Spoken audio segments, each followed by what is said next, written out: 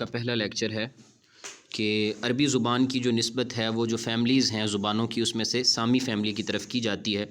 اسی طرح یہ جتنی زبانیں مختلف شعوب استعمال کرتے تھے نا عرب خطوں میں، جیسے آرامیہ، فینکیہ، عبریہ، عربیہ، یمنیہ، بابلیہ، اشوریہ، تو ان سب پر سامی اصطلاح جو ہے وہ بولی جاتی ہے۔ لغات سامیہ جو تھیں نا وہ دو علاقوں میں تقسیم ہو جاتی ہیں، شرقی ہیں کچھ اور کچھ غربی ہیں، اور پھر جو غربی ہیں نا اس میں دو ہیں، شمالی اور جنوبی، اور اسی طرح جو شمالی ہیں اس میں کنعانی اور آرامی لہجے تھے، اور اسی طرح اس کے اندر جو کنعانی تھی اس میں پھر آگے عبریہ کا لہجہ بھی تھا، اور جو جنوب میں عربی تھی اس میں یمنی قدیمی جو لہجے تھے وہ تھے، اور قحطانی تھے، قحطانی عرب جن کو کہتے ہیں وہ تھے۔ لیکن جو عربی زبان ہے نا یہ شمالی لغات سے نکل کے آگے بنی ہے، تو اس لیے وہ کہہ رہا ہے کہ جو اب عربی العربیہ الباقیہ جو اب موجود ہے جس کو ہم آج پہچانتے ہیں، تو یہ احدی لہجات من جو ہے نا وہ لہجات العربیہ شمالیہ، تو جو شمالی لہجے ہیں ان لہجوں میں سے کسی لہجے کے ساتھ متعلق ہے۔ اس کے بعد ہے جی کہ عربی کے جو یعنی رسمی زبان ہے جن ملکوں کی، ان کی تعداد 22 ہے، اور ان میں سے قارہ افریقیہ میں براعظم افریقہ میں 10 ہیں، اور اسی طرح براعظم ایشیا کے اندر 12 ہیں۔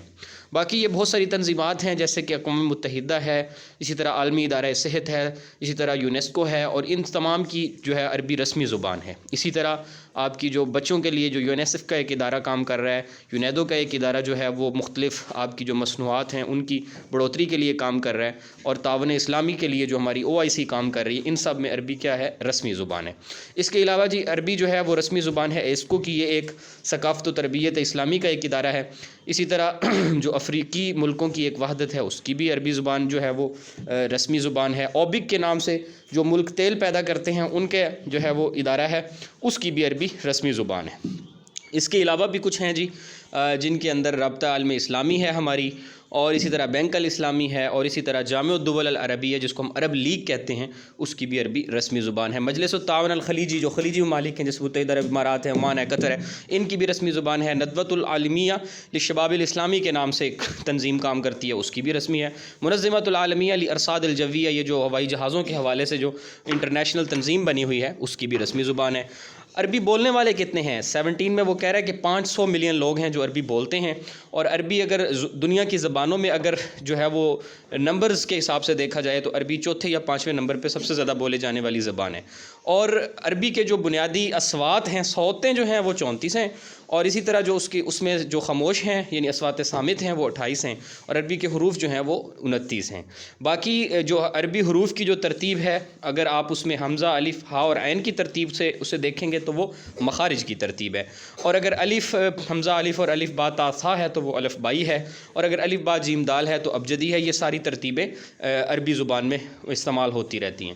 عربی میں کچھ ایسے حروف ہیں جی جو لکھے جاتے ہیں لیکن بولے نہیں جاتے، جیسے کہ ملاتے ہوئے جب الف ہوتا ہے اسے الف وصلی کہتے ہیں، اور وہ الف جو واو جماعت کے بعد آ رہا ہوتا ہے، جیسے آپ نے اکثر دیکھا ہوگا کہ ابو کے آگے الف لکھا ہوتا ہے یا اس طرح، تو وہ بھی نہیں بولا جاتا۔ اسی طریقے سے واو زائدہ، جیسے کہ امر کے کلمہ میں واو زائدہ ہے، وہ بھی نہیں بولی جاتی۔ اس کے علاوہ جی اللغہ واحدہ، یہ وہ واحد زبان ہے جو کہ 4 عناصر سے مل کر بنتی ہے، اور ان میں سے اسوات ہیں، مفردات ہیں، اس میں تراکیب ہیں، اور اس میں اس کے بعد پھر جملے بن جاتے ہیں، اور پھر آخر میں معنی ہوتا ہے۔ اسی طرح عربی کی مہارتیں 4 ہیں اگر آپ سیکھنا چاہتے ہیں، استماع ہے، کلام ہے، قراءہ ہے، اور اس کے علاوہ کتابہ ہے۔ آگے خصائص کی بات آ جاتی ہے۔ عربی وہ زبان ہے جس میں اشتقاق بھی پایا جاتا ہے، اسی طرح اعراب بھی، اس میں اعرابات، ہر لفظ ہر حرف کا اعراب ہے، اور اس میں آوازیں بھی ہیں، اور عربی کو یہی چیز فوقیت دیتی ہے دنیا کی باقی زبانوں میں کہ اس میں اسوات ہیں، اس کی تعبیر بڑی باریک بھی ہوتی ہے، اور اس میں اعرابات ہوتے ہیں۔ باقی عربی کے اندر اختبارات کی کیا صورتحال ہے جی؟ اختبارات کے بارے میں بتا رہے ہیں کہ اس میں جو ہے وہ اختبارات القدرت والسرعہ، جو یعنی جو اس میں جو آپ امتحانات کا جو سسٹم ہے، ٹیسٹ سسٹم ہے، اس میں آپ جو ہے وہ اس کا یعنی وہ امتحان ہے کہ جو اس کو خاص ایک اصطلاح اس کے لیے استعمال کی جاتی ہے، اور اب وہ اس ٹائم میرے مائنڈ میں نہیں آ رہی، لیکن اس کی ایک خاص اصطلاح استعمال کی جاتی ہے زبانوں کے لحاظ سے۔ 1 منٹ میں وہ بتاتا ہوں جی۔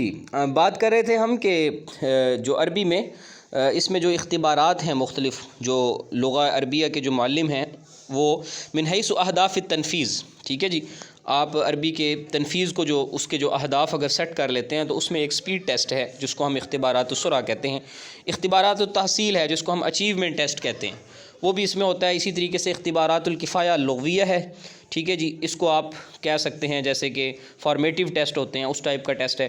اسی طرح اس میں اختبارات القبلیہ و اختبارات و تحدید المستویٰ ہے, اس کو ہم پری ٹیسٹ کہتے ہیں. اسی طرح اس میں اختبارات الختامیہ ہوتا ہے جس کو ہم سمیٹیو ٹیسٹ کہتے ہیں. اختبارات العناصر والمہارات ہے, ٹھیک ہے, جس میں آپ کا سکلز ٹیسٹ ہے. تو یہ ساری چیزیں اس میں آتی ہیں.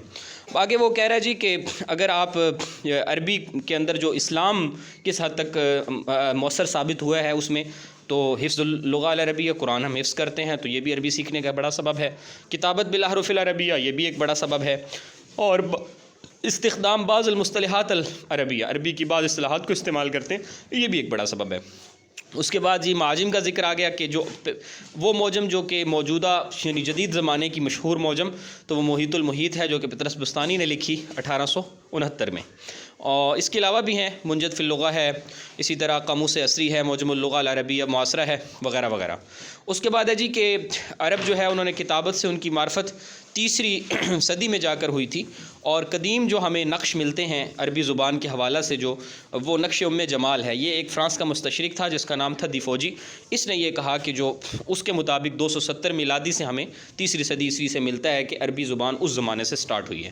اور البتہ جو شام کے اندر جو نقش ملے ہیں اس میں نقش زید ہے. نقش زید جو ہے اس کے اندر وہ کہتا ہے کہ 3 اس میں ہے جی, یونانیہ, سریانیہ اور عربیہ, ٹھیک ہے جی. اس میں یہ 3 یعنی زبانیں تھیں, یونانی, سریانی اور عربی.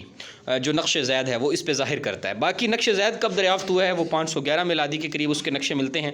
یعنی وہ ملا تو اب ہے لیکن اس سے ہمیں یہ ثبوت ملتا ہے کہ اس کے جو نقشے سے وہ پہلے سے موجود تھے.